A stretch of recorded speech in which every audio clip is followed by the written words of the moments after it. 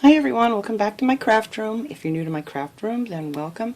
I just want to do a quick little video here. I promised I would do a 2-week review on the DIY body butter that I did a couple weeks ago. If you didn't see the video, it's made with coconut oil that I got from the Dollar Tree, some Palmer's cocoa butter, and 100% pure shea butter.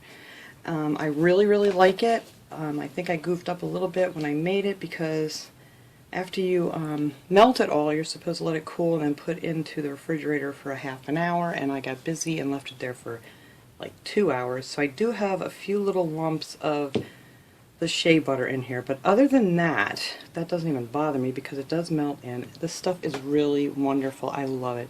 You only need maybe this much to do both of your hands and up your arms and stuff, and it lasts all day long. My skin just feels soft and, you know, it kind of looks dewy.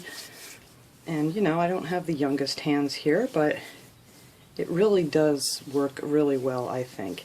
It does have a really greasy appearance when you put it on, but it's, if this makes any sense, it's really not. You know, like sometimes you put hand lotion on and you have to open a door for some reason and you can't. This stuff, you could still grab the doorknob and turn it. It's not that greasy, if that explains it at all. But I use this stuff on my face at night. I don't use it in the daytime because it does take a little while to, you know, soak into your skin if you're going to be applying makeup and stuff. So, you really use this mainly at night, but a lot of times I'll use it in the daytime if I'm not, you know, in a rush to go anywhere. It's just fine.